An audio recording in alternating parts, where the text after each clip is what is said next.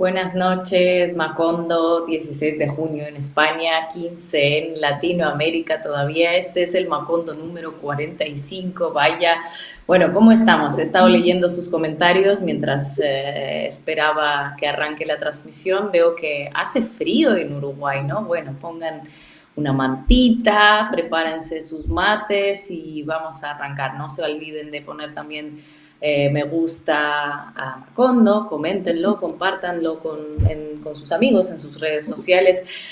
Y ya vamos a empezar con Ecuador, que se prepara para las presidenciales, que se celebrarán de forma anticipada este 20 de agosto, después de que Guillermo Lasso recurriera al mecanismo de la muerte cruzada para evitar el juicio político. El propio Lasso no se presenta, dice que en nombre de la democracia. Nosotros sabemos que las oportunidades suyas son nulas, pero sí que conocemos ya el binomio de la Revolución Ciudadana, Luisa González y Andrés Arauz, al que alguna vez tuvimos a Andrés Arauz en Macondo, por cierto, pasé en algunos programas de hace unos meses. También se sabe ya del resto de las fórmulas, que de hecho están conformadas todas por un hombre y una mujer, una resolución del Tribunal Contencioso Electoral dispuso la paridad de género obligatoria, en fin. Hoy esto lo estaremos analizando, quién tiene más oportunidades de ganar, si habrá segunda vuelta y qué proyecto de país tiene cada uno. Y también hablaremos de Cuba hoy, como les anticipé en mis redes sociales. No sé si se acuerdan del síndrome de La Habana, con el que estuvieron medios de información años dando la tabarra y que también hablamos, discutimos de eso en Macondo. Todo resultó obviamente ser un invento. También no sé si se acuerdan de los globos chinos espías que Estados Unidos derribó con cohetes y con casas. Bueno, ¿qué pasó, por cierto, con esos globos? Si se enteran, coméntenme también. En fin, tenemos ahora un nuevo capítulo de este culebrón que une a los dos villanos, a China y a Cuba a la vez, una mezcla explosiva. Tenemos informaciones de Estados Unidos sobre una base de vigilancia china en la isla. Va a estar interesante este Macondo número 45, así que bienvenidos. Bienvenidos, buenas noches Ina, buenas noches Marcos. Yo estoy acá en Montevideo, efectivamente hace un frío bárbaro. De hecho, estoy bastante resfriado, se debe notar en mi voz, pero nada que impida que hagamos el programa de esta noche. Hace un rato en Montevideo, quiero comentar brevemente, se realizó en el Palacio Legislativo un acto en el Salón de los Pasos Perdidos donde el Estado uruguayo asumió la responsabilidad sobre los asesinatos de tres muchachas en abril de hace casi 50 años, durante 1974 o 70, por ahí. Eh, Hubo un fallo de la Corte Interamericana de Derechos Humanos ordenando al Estado uruguayo hacer un reconocimiento, se hizo reconocimiento de su responsabilidad sobre estos crímenes. Se hizo esto hoy en el Palacio Legislativo, había muchísima presencia de público adentro, que estaba lleno, y afuera también. Ahí estuve yo en las inmediaciones del Palacio con la gente. Hacía muchísimo frío, pero había mucha gente. Y bueno, se notó la ausencia del presidente de la República, que debía estar, no estuvo, pero fue una ceremonia muy emocionante, donde se reconoce la responsabilidad del Estado sobre estos crímenes.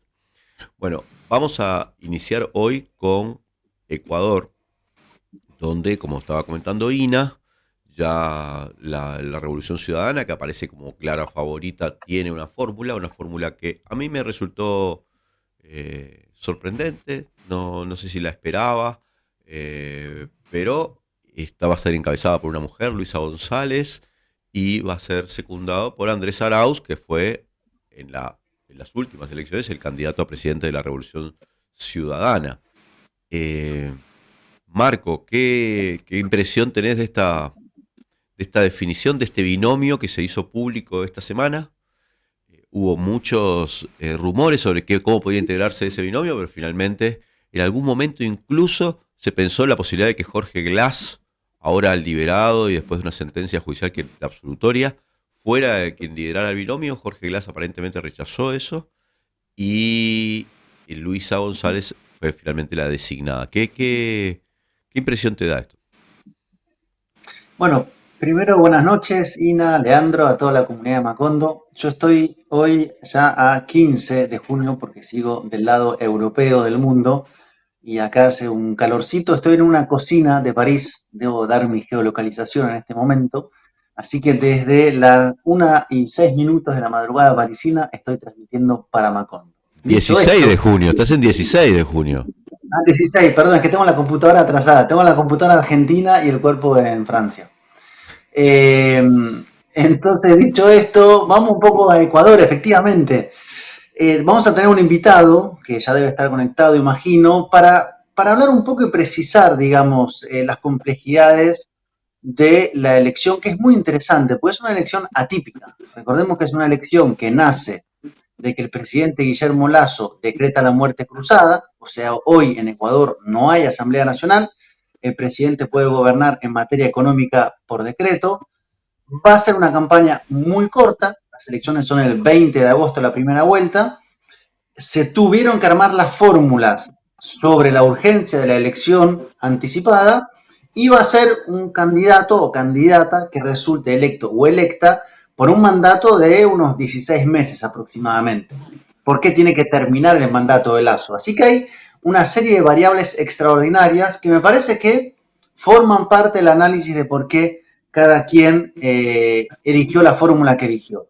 En el caso de la Revolución Ciudadana, o lo que popularmente se le dice correísmo, creo que el primer elemento es que han elegido una fórmula muy del riñón, la que va de candidata a presidenta, de hecho es la única mujer candidata en las elecciones para la presidencia, fue diputada, ocupó cargos en el Estado y uno podría decir es de gran confianza de Rafael Correa. De hecho, en una entrevista que dio al día siguiente de su postulación, ella dijo, mi asesor principal en economía va a ser Rafael Correa, ¿no? En estos términos muy claramente plantando, digamos, cómo va a ser un esquema de gobierno. Y en segundo lugar, Andrés Arauz, que también es un hombre que viene del proceso interno de la Revolución Ciudadana. Ahora, frente a eso hay un conjunto de candidaturas, algunas de las cuales son ya unos clásicos outsider, otros algunos más reconocidos por su trayectoria dentro del país. En fin, es un escenario muy veloz porque estamos hablando que quedan 2 meses y 4 días. Bueno, todavía no está conectado el periodista Orlando Pérez, que nos va a acompañar en este bloque sobre Ecuador. Creo que estamos esperando la conexión de Orlando desde Ecuador para que nos ilustre un poco sobre esta iniciativa que tomó la Revolución Ciudadana de proponer a Luisa González. Puede ser que haya algún problema técnico, me están diciendo. Así que no tengo claro cuándo va a ingresar la conexión. Recuerdo que hace unos días estábamos conversando justamente con Rafael Correa en Buenos Aires y de alguna manera dejaba entrever que él le parecía muy bien que Andrés Arauz integrara la fórmula, el binomio, pero que el binomio no estaba completamente cerrado, que había que consultar las bases de la Revolución Ciudadana, había que hacer todo un proceso interno para definir, bueno, cuál era la mejor candidatura.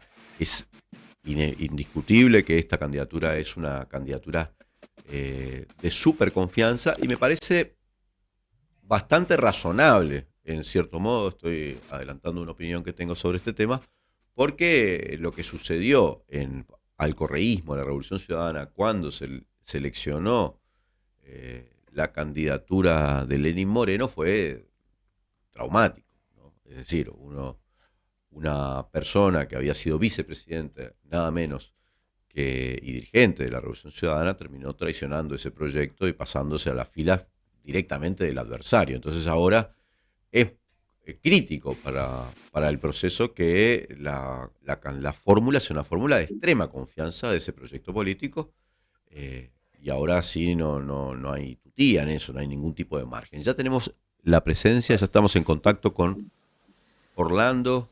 Le damos la bienvenida a Macondo, gracias por acompañarnos, un periodista de larga trayectoria, nos acompaña desde Ecuador para explicarnos a nosotros y a la comunidad de Macondo las claves de este proceso electoral que se inicia ahora luego de la muerte cruzada y también quizá alguna referencia más cercana a la candidata que finalmente elige el correísmo, Luisa González, que no es tan conocida en el exterior como sí lo es Andrés Arauz, que ya había sido candidato en el pasado proceso electoral. Bienvenido, Orlando, gracias por acompañarnos.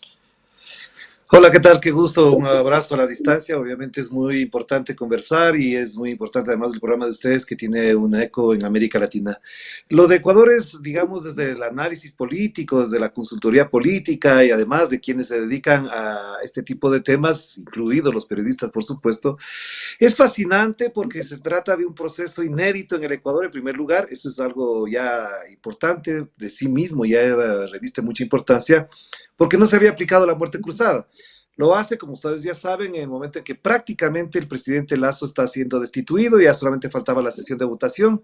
Y un detalle importante que sí habría que considerar antes de entrar en lo otro que estaban comentando es que de instalarse la nueva asamblea, lo primero que tendría que hacer esta asamblea es reiniciar la sesión en la que el señor Guillermo Lasso fue enjuiciado, se pasaría a la votación, sería destituido y yo digo, esto es una especulación a partir de lo que hablan algunos expertos, se podría instalar la asamblea, digamos, se instala unos 8 días antes de la posesión del presidente y en ese lapso podría ser destituido y sancionado políticamente. Esto, digamos, entra en el plano de la especulación porque forma parte también de lo que signifique el resultado electoral del próximo 20 de agosto. Ahora bien, siendo inédito, también se abre otro elemento de análisis que es muy importante. La campaña es corta, muy corta, demasiado corta, en medio incluso de algunas circunstancias de orden local, el régimen cierra, la gente sale de vacaciones, en la costa hay un fenómeno del Niño muy crudo, hay inundaciones, el nivel de inseguridad se ha incrementado.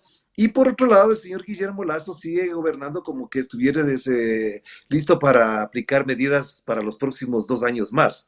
En este conjunto de cosas, obviamente hay un detalle con el que quiero cerrar esta primera parte, y es que la derecha se ha dispersado y se ha concentrado, digamos, alrededor de 4 candidatos, y con esto efectivamente da lugar a pensar que la derecha entra en desventaja, mientras que la izquierda, en este momento, el progresismo, solamente tendría una candidata, en este caso la candidata de la Revolución Ciudadana, Luisa González, a quien la veremos hoy noche, por ejemplo, en Telesur, con una entrevista que ya se le hizo.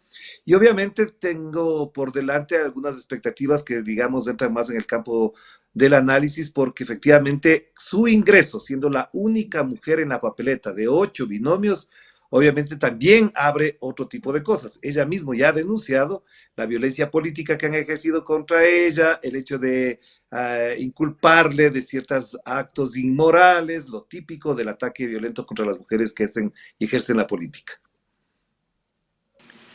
Buenas noches, Orlando, ¿qué tal? Muchas gracias por estar con nosotros, encantada de verte.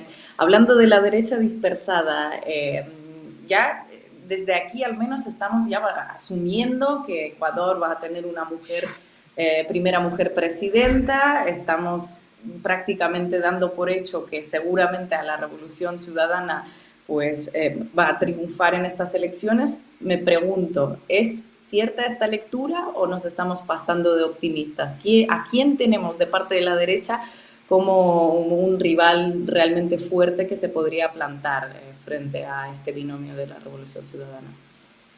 A ver, yo te haría, según este análisis numérico, te plantearía el siguiente escenario.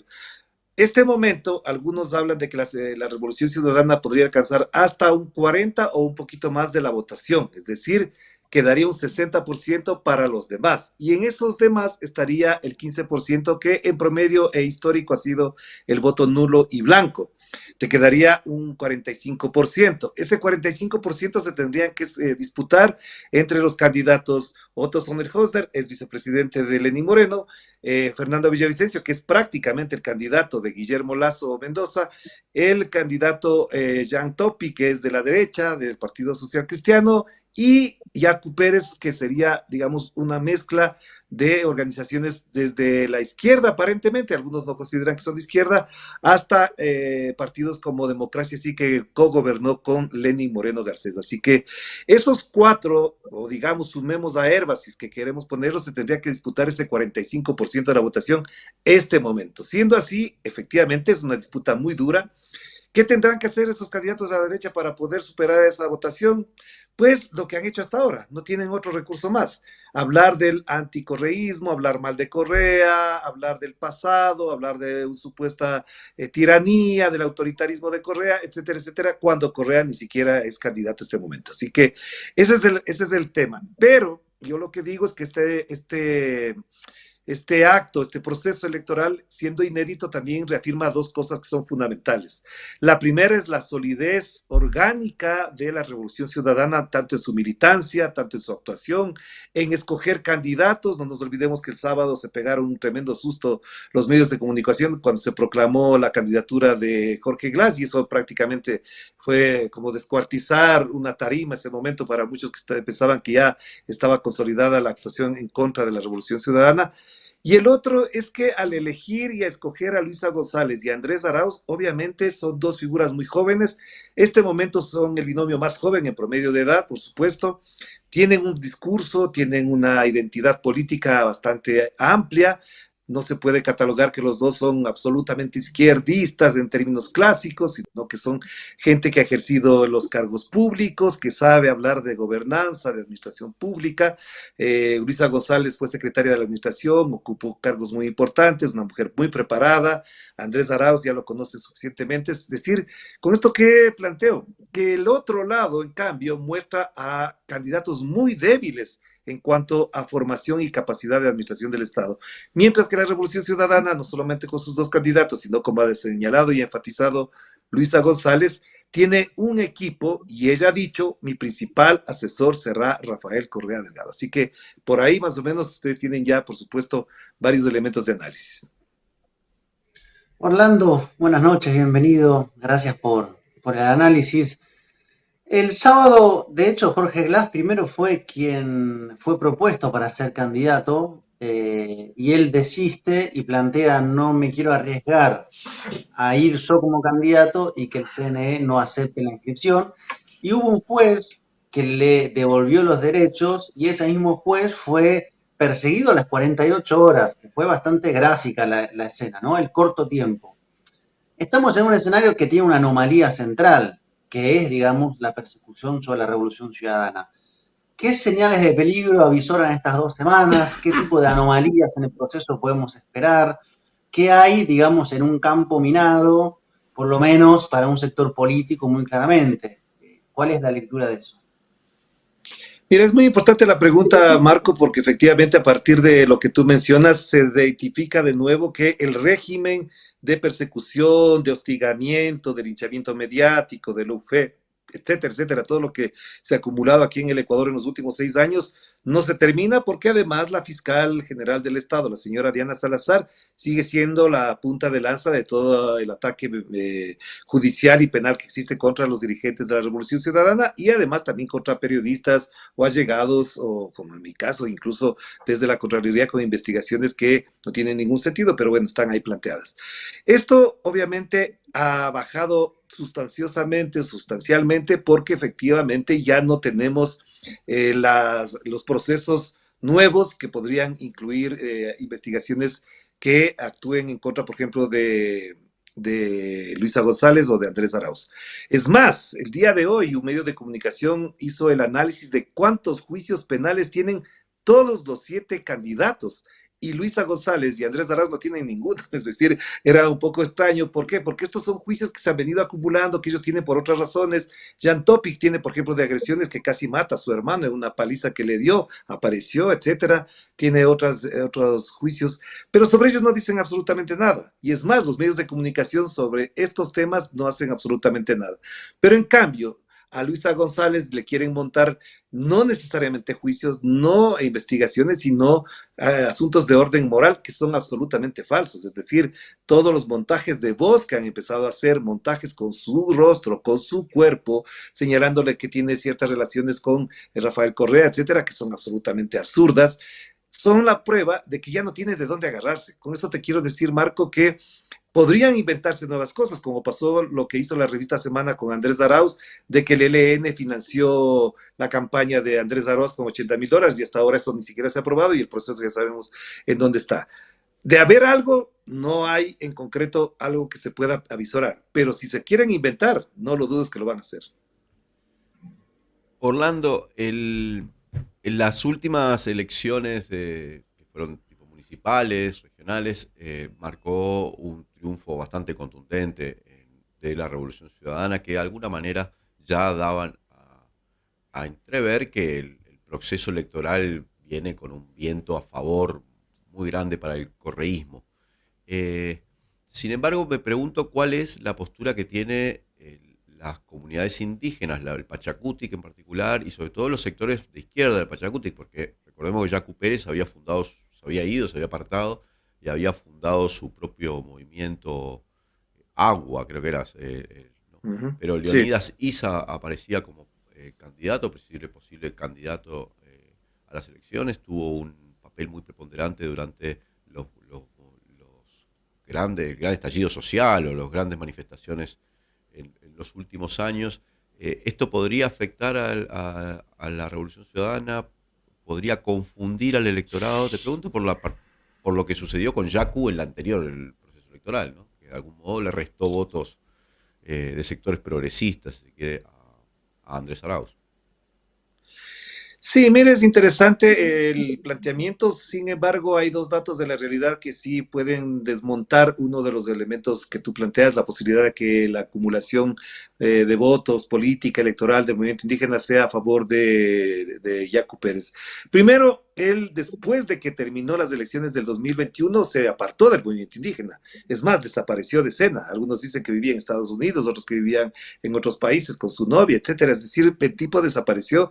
Por lo tanto, esto sí impacta y además habló muy mal de la situación de política con respecto al movimiento indígena de él. Así que ese es un tema que podría bajar significativamente la aceptación o la votación de Yacu Pérez desde el movimiento indígena, desde las comunidades campesinas. Sin embargo, como estamos tan cerca de las elecciones del 21, como es tan corto el periodo electoral y no se conoce mucho, me imagino que en el recordatorio, en el imaginario que hay de la gente campesina, popular, indígena, puede ser que se mantenga esa idea de que él es el candidato del movimiento indígena y por lo tanto podrían votar por él. Eso es una especulación. Lo que sí te puedo mencionar es que en los sondeos de opinión, en la mayoría de los sondeos de opinión, él se ha quedado muy atrás, no está ni siquiera ocupando el cuarto ni el quinto lugar. Este momento, es decir, todavía podría cambiar la situación, obviamente, porque las dificultades que ha tenido en Pachacutic han confundido, sobre todo en las zonas de mayor presencia del movimiento indígena y del Pachacutic en particular, provincia de Chimborazo, Cotopaxi, Cañar, Azuay. Lo otro que es muy importante, y no sé si están al tanto, es que en estas elecciones también se vota una consulta popular para mantener el petróleo bajo tierra en el Yasuní, que ha sido la bandera de Yacu Pérez y de los movimientos ambientalistas, lo cual podría generar algún tipo de movimiento a favor de él porque sería su bandera principal, es decir, salvar la selva, salvar la naturaleza, dejar enterrado el petróleo, etcétera, etcétera. Es decir, posiblemente eso contribuya con él. Pero lo que sí te podría decir, y esto sí es mucho más ya cuantitativo antes que cualitativo, es que en las zonas urbanas más pobladas, donde hay el mayor número de votos, Yacu Pérez no aparece como entre los tres primeros, así que no habría posibilidades de que él pasara a una segunda vuelta. Es lo que ocurre hasta ahora, efectivamente. Orlando, si llega, o sea, podemos hacer ahora algunas conjeturas, ¿no? Imaginarnos cómo va a ser el escenario en caso de que la Revolución Ciudadana efectivamente gane. Tengo dos preguntas a la vez.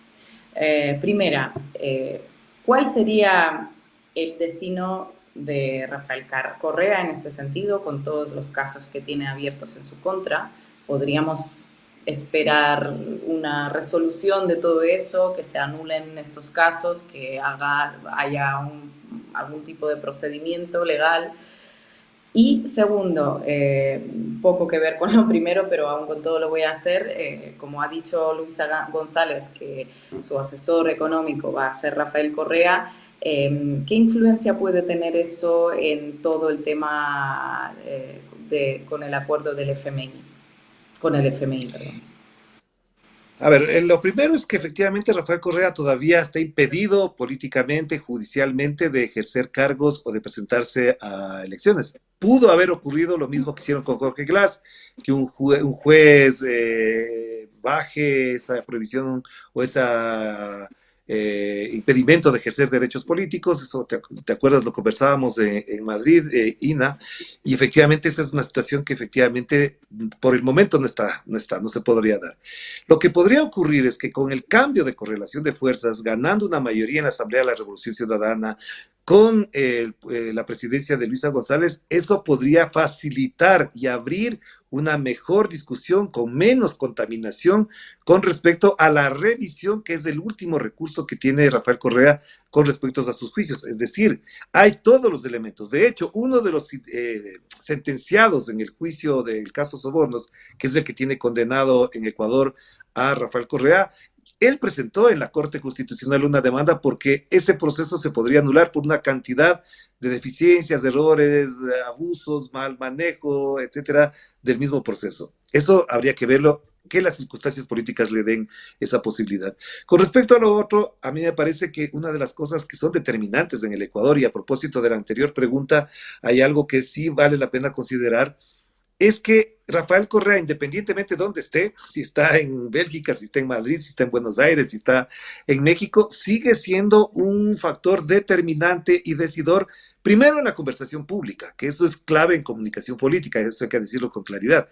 Segundo, que la gente tiene muchas ideas, se ha generado esa idea de que él va a volver, que hay que ganar para que vuelva, eso ha ido incrementándose notablemente. Y el otro elemento, a propósito de lo que mencionabas, Marco, también, es que cuando se hacen los estudios cualitativos en esos cuadrantes donde se coloca antes estábamos mejor, ahora estábamos peor, etcétera, ese antes estábamos mejor en el año 19 era muy poquito.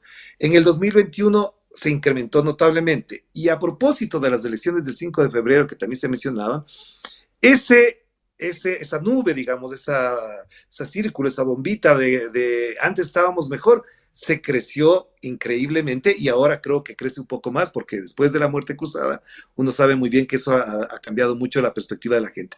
Tan es así que el día de hoy, por ejemplo, estaba viendo un programa que se hace en vivo en las calles de Guayaquil y un ciudadano salió con una papeleta y le preguntaba qué pasaba, decía, ¿por quién votaría usted? Y la gente decía, pero esta es la candidata de Correa, yo voto por Correa. O sea, en esa lógica se mueve el imaginario de la gente. Ella es la candidata de Correa, yo voto por Correa. Y sumaba, digamos en porcentajes, 8 a favor de 10, 8 a favor de Luisa González, 1 a favor de Yacu y 1 a favor de Otto Sonejose. En un sondeo en la calle que no es científico ni nada, pero que te da un poco la temperatura del asunto. Ese de antes estábamos mejor, con la presencia en los afiches, en las calles, en los memes, etcétera, de Rafael Correa, va a ayudar determinantemente. Ahora, a la hora de gobernar, yendo a tu pregunta, Ina, a la hora de gobernar, efectivamente lo que sabemos es que Rafael Correa no solamente estaría presente, sino que sus principales cuadros, sus principales ministros, ya están, por ejemplo, trabajando en la campaña de Andrés Arauz y de Luisa González, ya están algunos trabajando en la alcaldía de Quito con Pavel Muñoz, en la alcaldía de Guayaquil con Aquiles Álvarez, es decir, la Revolución Ciudadana volvió a ser ese bloque grande de cuadros, de tecnócratas, de dirigentes, de estrategas, de publicistas, de periodistas, de comunicadores que se juegan en un proyecto que es absolutamente orgánico. Y ese es el mayor poder. Podrá estar Rafael Correa llamándole por teléfono a Luisa González, pero en la práctica es el mismo equipo que gobernó con Rafael Correa. Sus ministros, sus secretarios, sus asesores, sus embajadores, etcétera, están activos. Es decir, volvió con mucha fuerza esto, independientemente si están en el exilio, si están en Ecuador, si están en un cargo público o están solamente en el equipo de campaña. Orlando, hay tres candidatos por lo que uno ve claramente un perfil de derecha, con un discurso mano dura, un discurso muy característico de ese sector. Fernando Villavicencio, Otto Soggenholzer, que siempre me cuesta el apellido, y Jan Topic. De esos tres, Jan Topic además es todo, digamos, un caso, por lo menos visto de afuera, de estudio, ¿no? De esos tres, ¿cuál se ve con más posibilidad de crecimiento y por qué razones? Marco, Otto Sonnershofer, así se pronuncia el apellido de él, es prácticamente el representante de unos sectores económicos del Ecuador, de Guayaquil, y es además el que se queda en el grupo que disputó el poder con Lenín Moreno, es decir, esas dos bandos que se disputaban el poder con Lenín Moreno, dentro del gobierno de Lenín Moreno. No le veo mucho crecimiento, aunque es de mucho, es decir, la gente lo conoce mucho, es uno de los personajes más conocidos, además famoso porque renunció justo en plena pandemia, así que su conocimiento es alto, pero su reconocimiento no es del todo positivo, eso sí hay que tenerlo claro.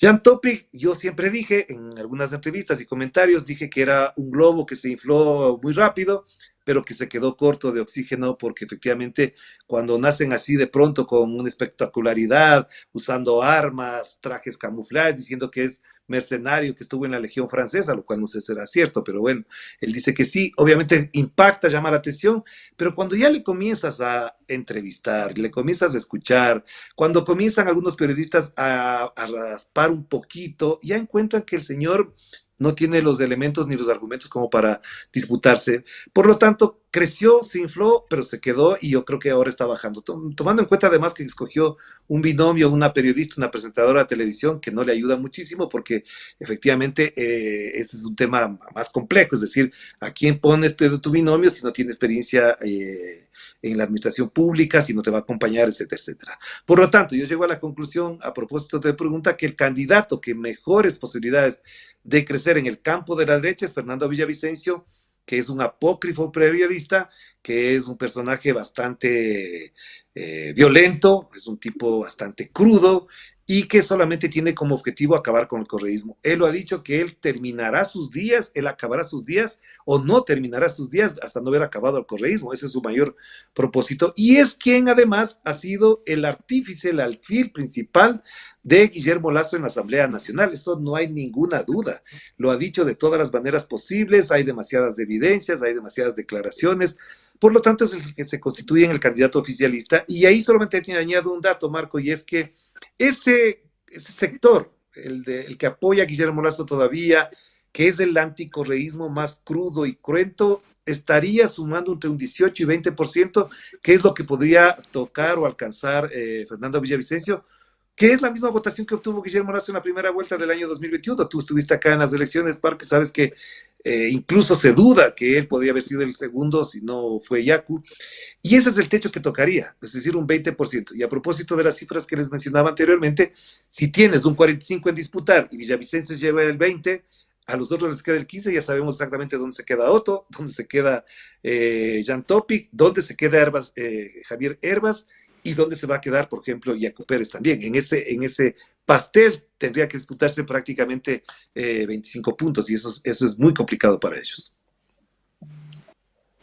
Orlando, muchísimas gracias por estar con nosotros. Muy bonita la entrevista, me parece. Esperamos contar contigo en los próximos, porque desde luego vamos a estar muy pendientes de Ecuador, de elecciones y durante, obviamente, también. Y a ver si se da la segunda vuelta también. Así que a ver si nos vuelves a con tus análisis. Muchísimas gracias, Orlando, y saludos de parte de todos nuestros seguidores que están comentando. Y como les dije, esto va a ser una campaña inédita, interesante, fascinante por todo lo que se vea, y obviamente si hay una primera vuelta salta una duda que es también grave, ¿no? Si gana en primera vuelta, digamos que ganara Luisa González en la primera vuelta el 20 de agosto, recién se estaría posicionando en noviembre y por lo tanto tendría 3 meses más de gobierno el señor Guillermo Lasso, lo cual es una barbaridad que tendrá que corregir, porque si hay una sola vuelta, ¿cómo se explica entonces que va a gobernar 3 meses más? Así que gracias a ustedes, por supuesto, aquí dispuesto a conversar y hablar de este momento importantísimo. Algún momento lo conversábamos con Marco también, no teníamos en el imaginario las elecciones en este año en el Ecuador, y esto, conociendo las características del Ecuador, es tan vertiginoso y tan impredecible que puede pasar cualquier cosa, pero creo que las corrientes más o menos se van alineando a propósito de lo que decía de los porcentajes de votación. Así que un abrazo para ustedes, que estén muy bien, gracias. Un abrazo y Gracias. aprovecho para comentar a nuestros seguidores que han estado diciendo que clarísima la exposición de Orlando, que Orlando tiene un programa en Telesur que se llama Enclave Política, así que ahí lo pueden seguir y van a tener unos análisis de lo que pasa en Ecuador muy buenos, la verdad. Vamos al corte y seguimos con el segundo tema, ¿no?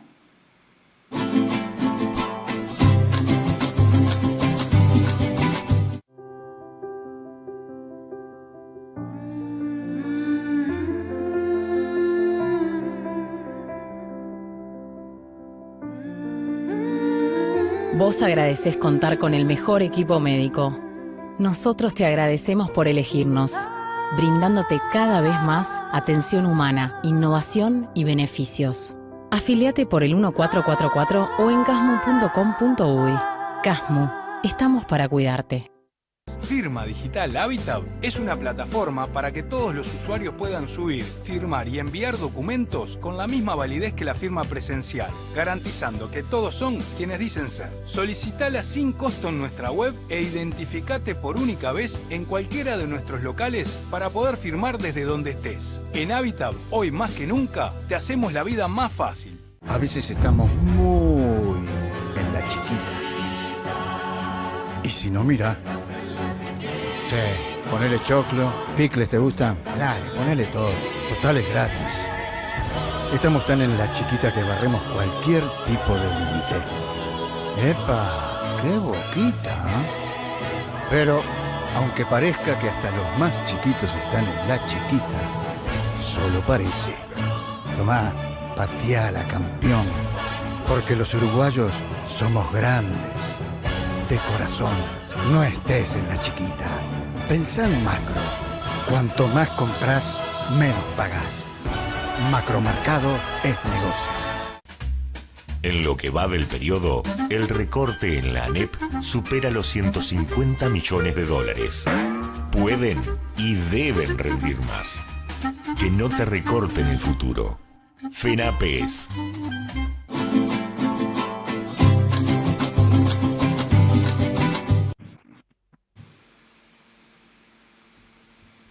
Volvemos con Macondo. Nos vamos a meter ahora en el segundo tema que teníamos pensado para la noche de hoy. Y vamos a contar con la presencia de Michelle Torres Corona desde La Habana para hablar de este tema, pero no pudimos establecer la conexión, lamentablemente.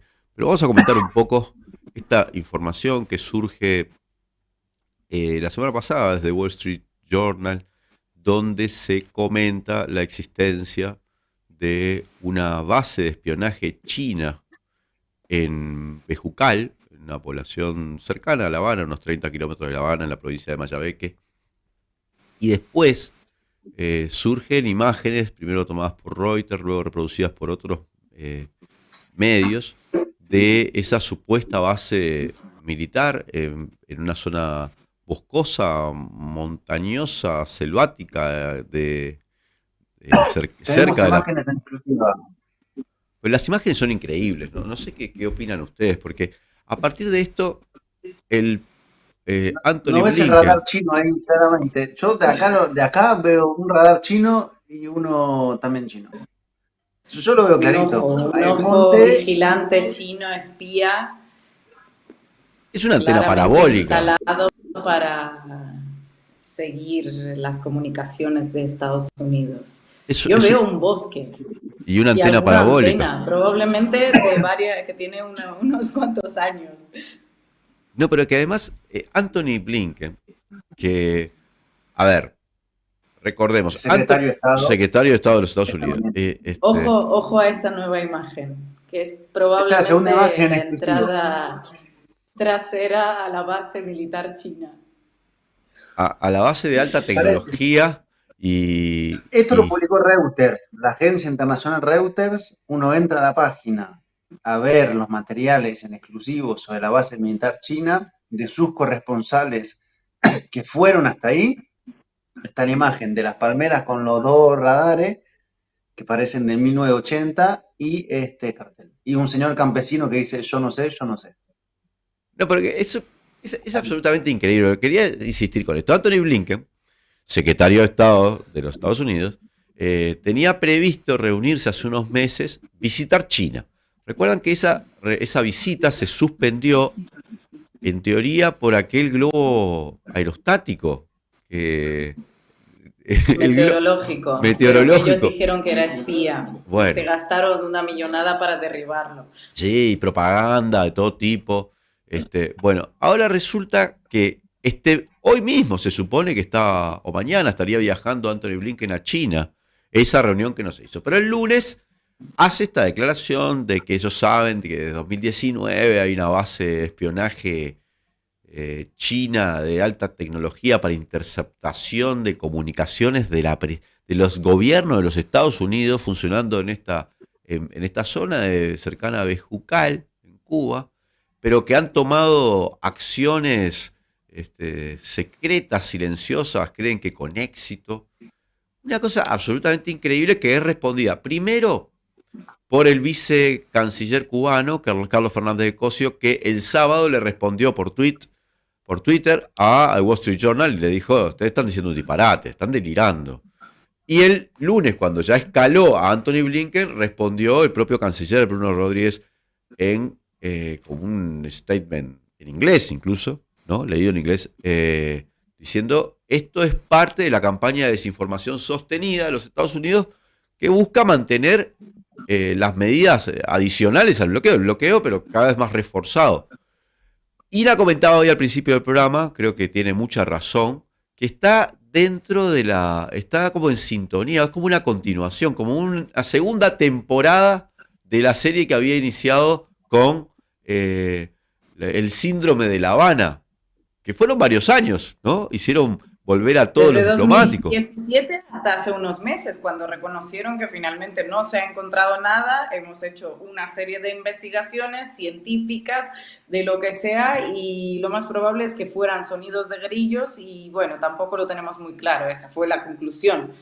Entonces, sí, eso duró, ¿cuánto? 5 años. Pero 5 recuerdan años las duró. medidas que tomó el gobierno de Donald Trump a partir de eso, desde el cierre de las instalaciones Cerró la Sí, embajada. diplomáticas, cerró cierre la de misiones embajada, diplomáticas. hizo volver a todas las delegaciones oficiales, tomaron medidas de ensañamiento del bloqueo económico y de las medidas de sanción, llegaron a ser, son más de 240, muchas de ellas tomadas durante la pandemia. O sea, con ese delirio que era ridiculizado por todos los analistas científicos del mundo, no solo por los cubanos. Todos decían, esto es un delirio.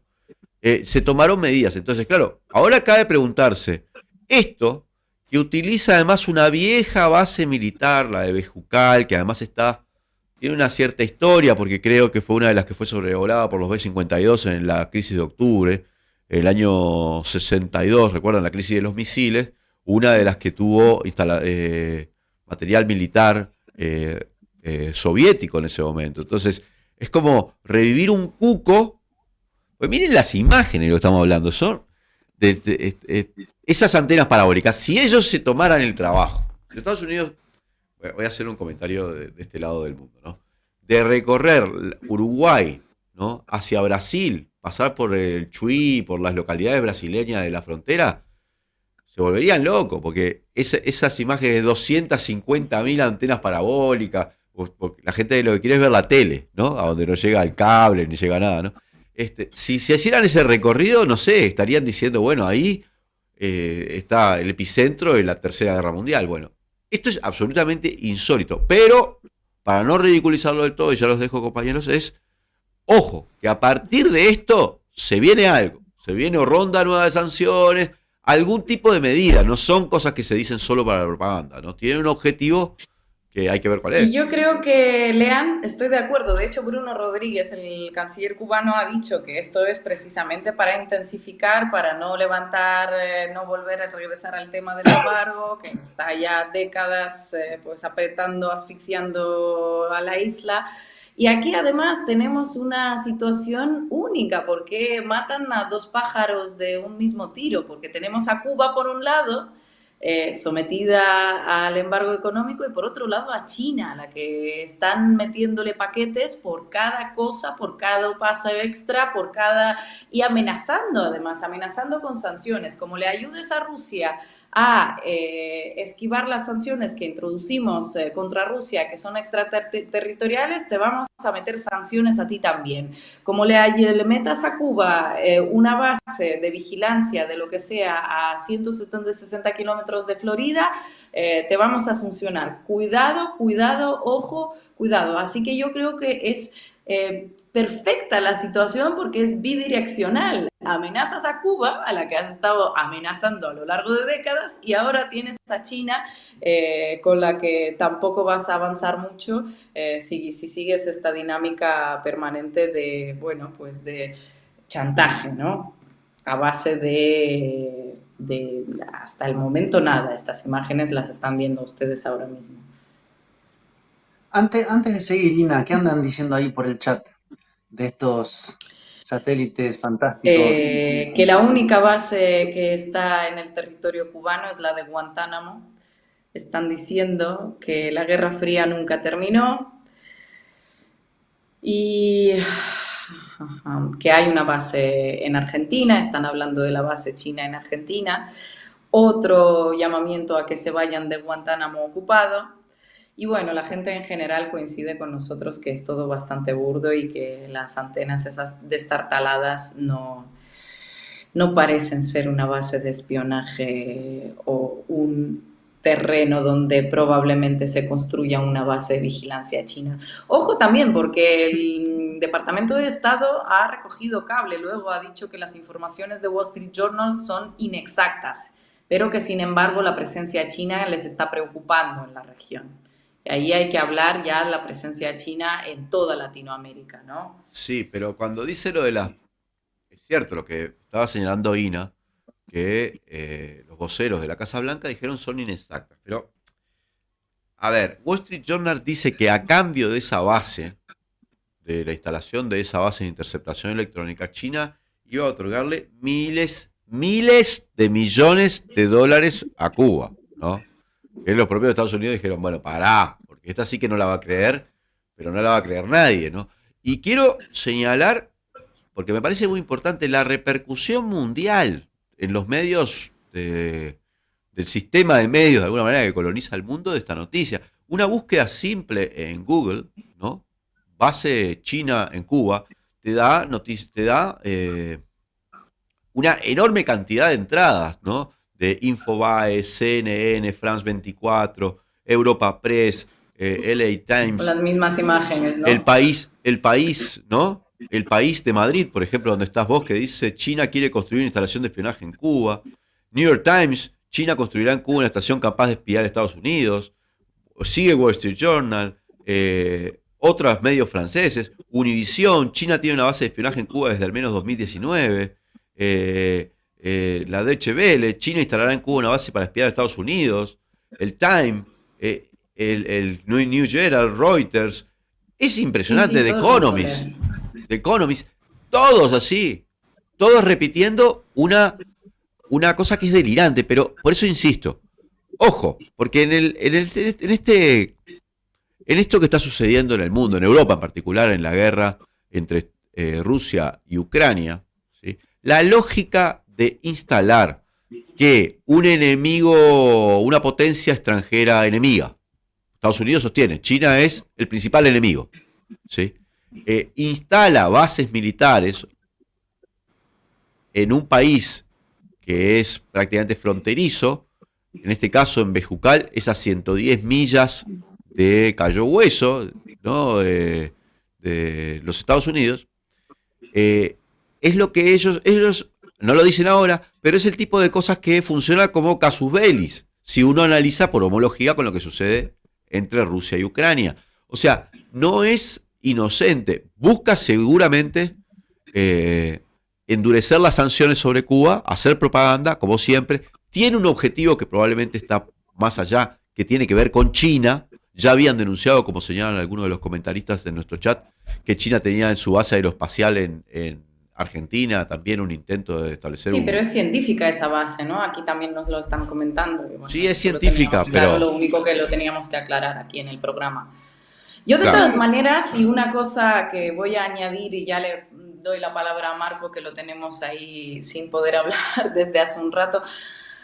Voy a decir una cosa que, a ver, coméntenla.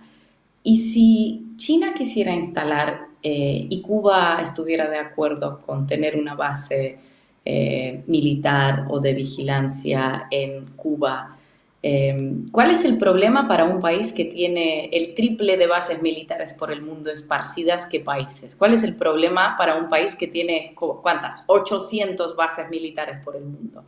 Digo, necesitamos elementos para saber si esto va a existir, si efectivamente existen unos planes para construir, si algún momento se ha barajado o no. Yo personalmente, viendo lo que veo en los medios, viendo las imágenes y sabiendo los antecedentes, sobre todo de todas las campañas mediáticas que han armado contra Cuba y también contra China, creo que es una barbaridad, como decís vos, Lean. Pero, ¿y si no lo llegase a hacer? ¿Por qué no funciona con Cuba la misma lógica que en un momento dado funcionó con Ucrania en esos mismos medios que hoy están echándose las manos a la cabeza hablando de que Cuba va a albergar una base? ¿Por qué no? Un país soberano, otro país soberano, si hay un acuerdo, se instala una base. No sé, ¿qué opinan ustedes? No, bueno, Yo puedo es una responder. suerte como de pregunta sobre la geopolítica, ¿no? Entre la razón y la fuerza, No, sí, de sí, quién tiene capacidad totalmente, de pero imponer un orden ¿por qué mundial en y una quién no. zona se atienden las razones geopolíticas y en otras no? Bueno, Sí, porque sí. Yo, yo antes voy a retomar una cosa que decía Leandro, pero para decirlo lo mismo, pero al revés. Puede sonar contradictorio. Quiero decir, toda esta construcción que tomó mucho volumen internacional puede ser o para hacer algo más o para que justamente no cambie nada. Es decir, se crea una gran burbuja de cuidado que está el enemigo chino en Cuba espiándonos justo ahí en la puerta, por si algún sector interno de la política estadounidense tuviera, por ejemplo, una propuesta de, bueno, ¿por qué no podemos avanzar en una flexibilización del bloqueo?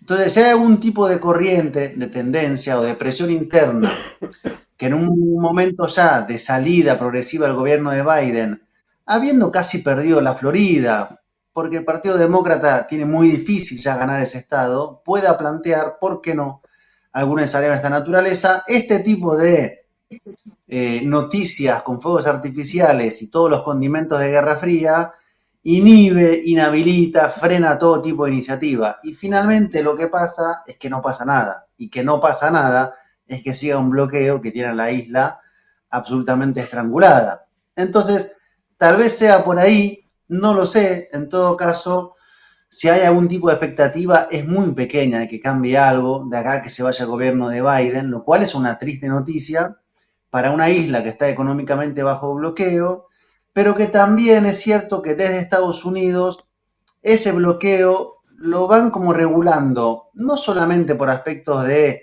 su objetivo histórico contra Cuba, sino porque el bloqueo produce flujos migratorios. Y los flujos migratorios, además de que algunos van hacia el sur, la mayoría va hacia Estados Unidos. Y eso también es un problema para Estados Unidos, que pasa a ser un tema de política interna, que es muchos migrantes, entre los cuales cubanos, golpeando en las puertas de la frontera sur. Así que es esa combinación de cosas. En todo caso, el general Perón decía que se vuelve de todos lados menos del ridículo. Bueno, Estados Unidos de alguna manera demuestra que es capaz de volver del ridículo porque tiene noticias que son absolutamente desopilantes y son presentadas con una seriedad tan seria que pasan a ser como, bueno, ¿y si es? Y se instala la idea, la matriz, la narrativa y ahí queda, ¿no?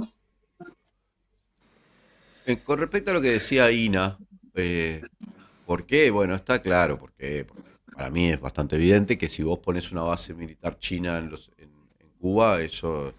eh, ¿cuál sería el problema desde el punto de vista de la legalidad internacional? No tengo ninguna respuesta, pero el problema práctico sería para Cuba, ¿no? Porque se transformaría rápidamente en un blanco militar. Las potencias no dejan que eso suceda, Sí, sí, ¿no? lo tenemos claro. La idea era un poco exponer el doble rasero con el que se Pero ven estas cosas por el mundo. Ina, pero es posible, lo que está diciendo Marco me parece una hipótesis lo más plausible. También es posible que esta sobre todo por cómo escaló que fuera presentado por Anthony Blinken, tenga que ver con esta visita que se hace a China en estos días, ¿no? Mañana mismo, ¿no? Que Estados Unidos haya presentado esta información con la intención de introducirla dentro de las conversaciones con China, esa lógica de acusaciones de actividades, digamos, ofensivas, ¿sí?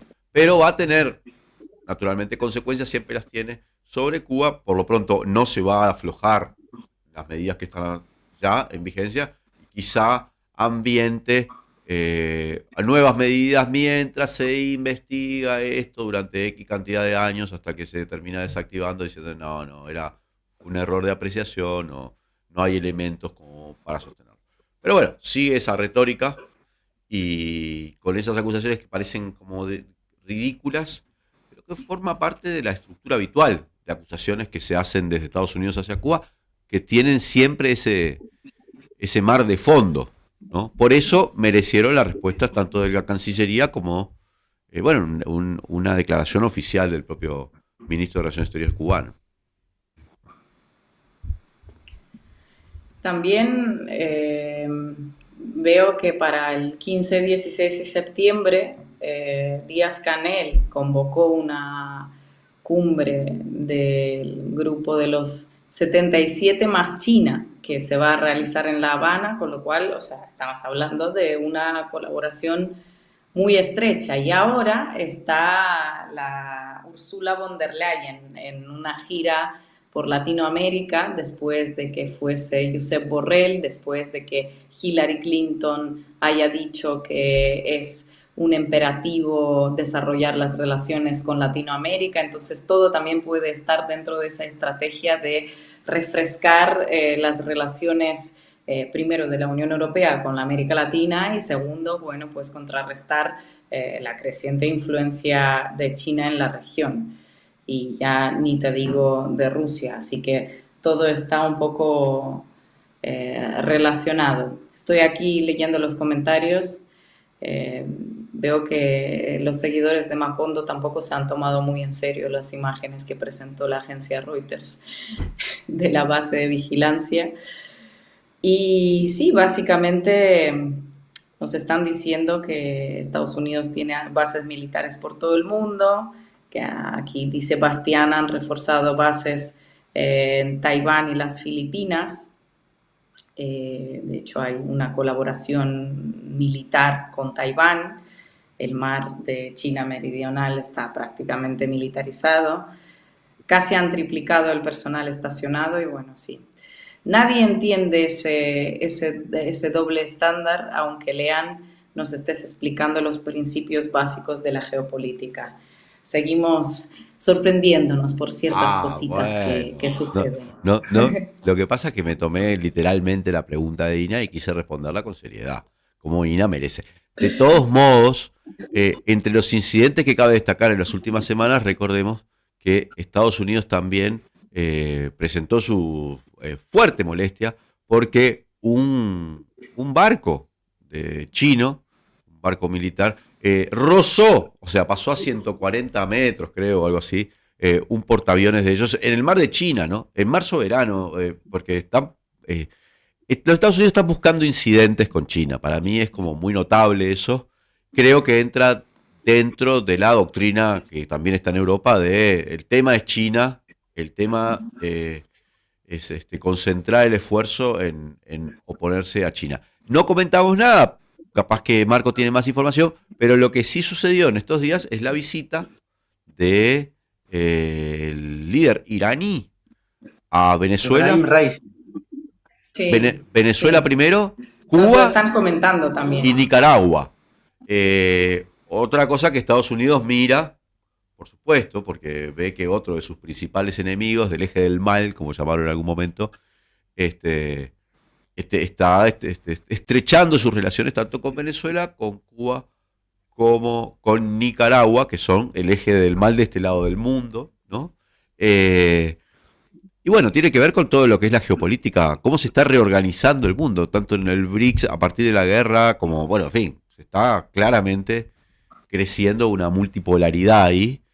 Y Estados Unidos no puede permanecer, mirarlo así nomás, tiene que tomar la ofensiva, esa es su teoría. Y ya hablando de Estados Unidos y América Latina, vieron seguramente, ¿no? Esta reciente declaración el sincericidio de Donald Trump, que ha dicho que qué pena no haber invadido Venezuela porque ahora le tienen que comprar petróleo, habrían tenido gracias. Sí, a veces, retomando al filósofo argentino Andrés Calamaro, la honestidad brutal, como se llamó su disco, es interesante, digamos, ¿no? Es, digamos, lo que se denunció tantas veces y que se dice, bueno, con todas las letras, ¿no? Un poco como cuando la jefa del Comando Sur, Richardson, dijo, a nosotros en América Latina nos interesa este recurso, este recurso, este recurso. Y claro, es como decir lo que es casi evidente, digamos, ¿no? Pero cuando de repente es enunciado por quien protagoniza eso, tiene una repercusión interesante. En Venezuela tuvo mucha repercusión, dicho sea de paso, porque bueno, es lo que siempre se denunció, pero es decirlo así con ese desparpajo de Trump, que ya está en campaña, que sería otro tema de análisis, que es la campaña además interna entre los republicanos. Con pilamentos en gabinetes, baños. Bueno, esto lo vamos a analizar seguramente en uno de nuestros futuros Macondos. Señores, está llegando al final de nuestro programa. Se me ha hecho muy rápido, pero lo disfruté mucho. No sé qué tal ustedes. No se olviden ponernos meta una vez sabe el programa, también dejar algún comentario si nos hay un poco con el algoritmo. Y bueno, por supuesto, compártanlo y no se olviden de que mañana viernes, legítima defensa de Caras Uruguay y a las 6 de la noche, Europañola y Francesa San Marcos. Tú también te puedes sumar al canal Red, donde este programa va a ser retransmitido. Vamos a despedir ya hasta el próximo. Nos vemos el jueves que viene. Nos vemos el jueves.